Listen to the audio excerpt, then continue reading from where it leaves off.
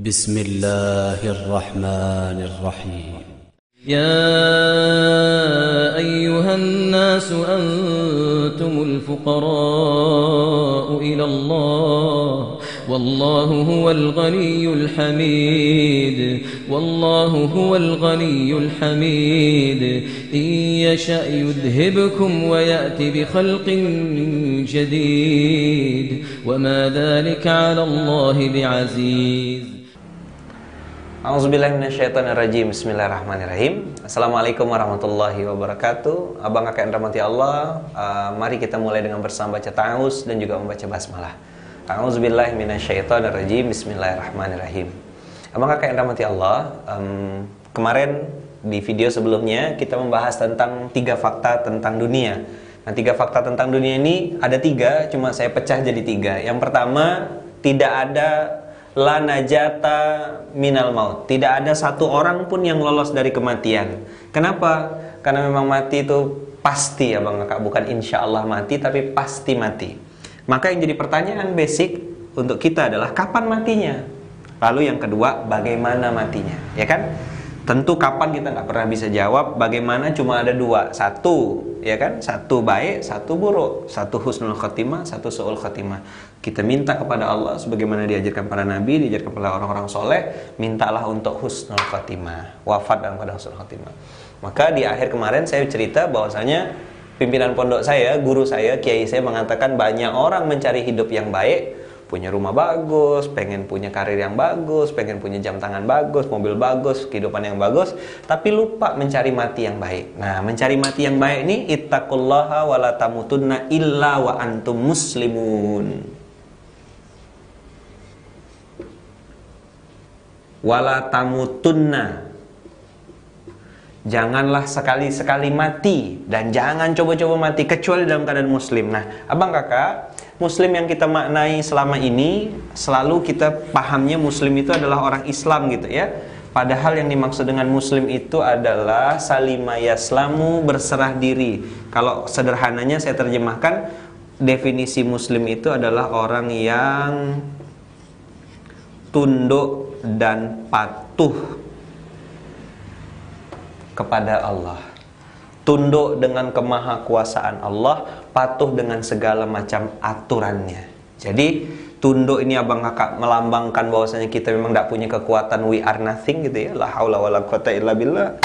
Patuh ini adalah ikut aturannya, ikut SOP-nya. Di mana-mana kalau ada karyawan ikut SOP, insya Allah gitu selamat. Kalaupun ada gaji yang lain dapat sekian, dia pasti dapat bonus. Kenapa? Patuh, tidak suka ngelanggar. Tapi kalau yang bandel, seorang mahasiswa datang ujian terlambat, tidak pakai kaos kaki, tidak bawa pulpen, iuran belum bayar, nyontek, ketahuan, itu gimana? Pasti dipecat lah, pasti diusir, di DO, di drop out dari kampus, gitu kan? Nah, begitu juga manusia, bang kakak. Ini sunnatullah, suatu aturan yang tidak pernah bisa kita pungkiri. Oke, ini sekilas preview tentang yang kemarin. Hari ini saya masuk di materi baru, yang kedua, 3 fakta tentang dunia. Kita masuk yang kedua ya, bang kakak ya. Yang kedua adalah nih. Yang kedua, kita bicara yang kedua, fakta tentang dunia. Kenapa ini saya awali ya bang kakak di materi mustahil miskin? Karena banyak orang tinggal di dunia tapi tidak sadar. Ada 3 fakta tentang dunia. Yang kedua, fakta tentang dunia yang kedua yang hari ini kita akan bicara. Fakta kedua adalah la rohata fid dunya. Nah, kita tulislah bahasa Arabnya ya. La rohata fid dunya. Saya bilang abang kakak ini bukan hadis, tapi ini adalah kalimat bijak dari seorang ulama gitu ya, yang artinya la rohata fid dunya, tidak ada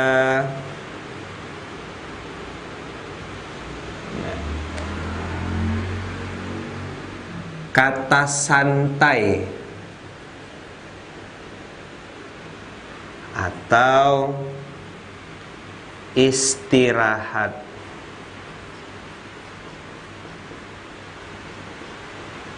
di dunia. Kenapa bang kakak? ini fenom atau fakta yang kedua di video yang episode berikutnya ini, video hari ini. Tidak ada kata santai atau tidak ada kata istirahat di dunia. Maksudnya adalah, abang kakak yang rahmati Allah, di dunia ini memang waktunya kerja gitu. Darul ad-dunya darul bala wal imtihan. Yang namanya dunia itu adalah tempatnya bala, ditimpakannya suatu musibah atau ujian gitu ya. Kita lulus atau tidak. Sebenarnya Allah kan tidak perlu kita gitu ya. Allah tidak perlu ini. Allah tuh ngasih ujian, ngasih apa betul-betul untuk tahu siapa si Lukman ini, siapa si Rahmat ini, siapa si EN ini misalnya gitu ya. Jadi ujian itu untuk naik kelas, ujian itu untuk memperkuat, ujian itu untuk melihat. Maka tidak ada kata santai. Habis selesai satu urusan, akan ada selesai urusan lain. Abang kakak yang tadinya belum nikah, berangan-angan, oh alangkah indahnya, nyamannya kalau aku nih udah menikah, kalau udah punya istri nanti nyaman. Faktanya bang kakak, begitu nanti sudah menikah, sudah berbeda lagi. Tadinya cuma mikirkan diri sendiri, sekarang sudah mikirkan dua. Lalu sudah mulai menikah, pengantin baru, mulai berpikir, nyaman kayaknya kalau sudah punya anak. Ternyata begitu hamil, dinyatakan hamil, pekerjaan nambah. Harus check up ke dokter, bawa ke ini gitu, istri mual, pengen makan ini, pengen makan itu, bawa ke sana, bawa ke sini, sampai di proses-proses mendekat kepada melahirkan, pusing, mikirkan duitnya dari mana. Saya ngerasakan abang kakak, 4, 2 laki-laki 2 perempuan. Setiap episode mendekat kepada proses melahirkan selalu berpikir gitu, ya Allah dari mana, ya Allah dari mana, ya Allah bagaimana, ya Allah bagaimana. Begitu abang kakak, luar biasa. Maka ketika menikah ada ujiannya, sudah dapat hamil ada ujiannya, begitu mau melahirkan ada ujiannya, begitu lahir itu bayi, ada ujian lagi enggak? Tetap ada. Istri begadang, harus nyusukan. Kita yang laki-laki harus siap-siap membackup, suami siaga dan seterusnya. Tidak ada kata santai, tidak ada kata istirahat di dunia ini. Maka guru saya dulu waktu saya di Gontor pernah bilang gini, ar-rohatu fil jannah. Yang namanya istirahat sesungguhnya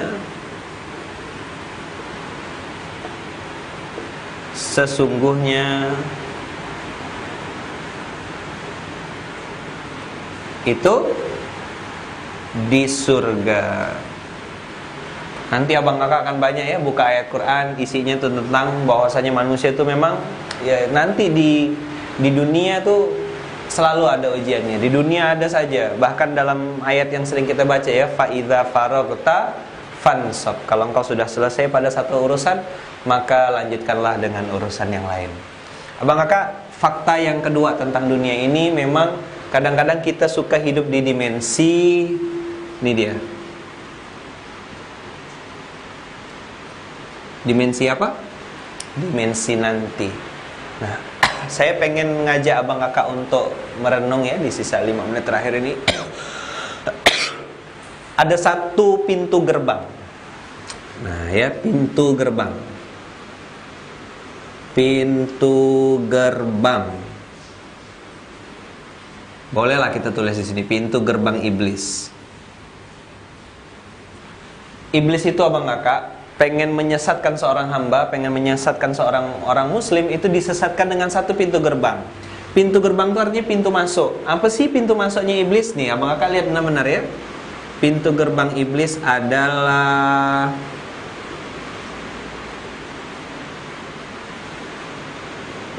penundaan. Jadi abang kakak yang dirahmati Allah, tadi kan kita bilang ya tidak ada kata santai di dunia ini, karena memang sebenarnya kita sedang berlari. Berlari dengan apa? Berlari dengan mati. Berlari dengan kematian kita yang kita tidak pernah tahu kapan dan bagaimana. Lalu iblis masuk, nginstal, mengatakan nanti dulu. Nah, penundaan itu abang kakak kalimatnya nanti dulu. Jadi begitu nanti misalnya abang kakak pengen sudah mulai mau belajar sholat gitu ya, lalu iblis bilang nantilah dulu, belum, masih muda, having fun lah dulu, santai lah dulu, nikmati dulu waktunya. Begitu mau belajar pakai jilbab, iblis mengatakan nanti dulu lah, belum, jilbabin saja hatinya gitu. Jangan sampai nanti abang kakak, saya sering bergurau gitu ya, tidak pernah masuk masjid, tidak pernah sholat, sekalinya masuk masjid posisinya di depan imam. Di depan imam, yang lain di belakang imam, dia di depan imam. Yang lain sholat, dia kena sholatkan. Yang lain posisinya tegak, datangnya berdiri, dia baring. yang lain datang sendiri, dia kena antar. Nauzubillah min dzalik. Begitu juga yang wanita, kakak-kakak yang pengen pakai jilbab, belajarlah pelan-pelan gitu ya. Botol aja ada tulisan tuh, jangan terima bila segelnya rusak. Nah kakak-kakak, Islam tuh mengajarkan kita untuk menghargai abang kakak. Nanti ada waktu kita tunjukkan videonya gitu ya, betapa bahwasanya manusia itu luar biasa kalau pakai jilbab tuh sangat dihargai.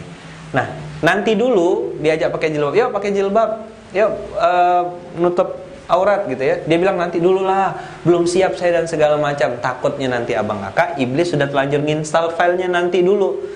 Lalu iblis bilang, nanti dulu, sekalinya pakai jilbab, langsung jilbab syar'i abang kakak, yang dari ujung rambut sampai ujung kaki. Abang kakak tahu yang warna putih tuh?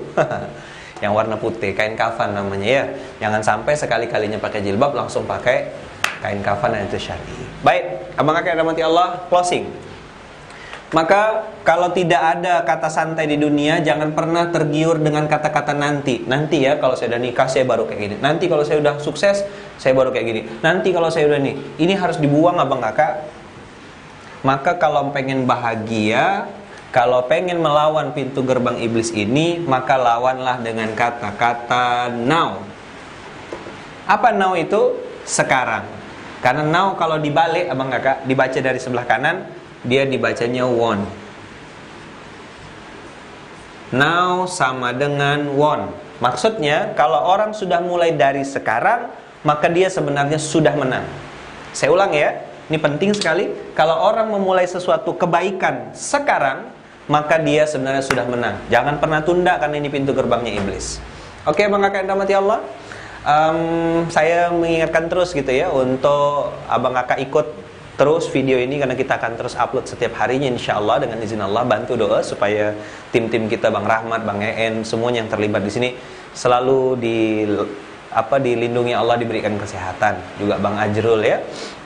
Lalu Bang kakak yang dirahmati Allah, kalau memang ada manfaatnya, bantu share supaya jadi amal jariah. Jadi handphone kita, Facebook kita jadi bermanfaat. Jangan lupa join di Instagram kita atau ikut di grup Mustahil Miskin kita. Semoga abang kakak semuanya dirahmati Allah, dan saya berdoa semoga abang kakak jadi wisudawan Mustahil Miskin berikutnya. Ini episode kita yang kali ini. Sampai jumpa besok insyaallah, dan mudah-mudahan apa yang kita bicarakan ini bernilai ibadah di mata Allah. Assalamualaikum warahmatullahi wabarakatuh.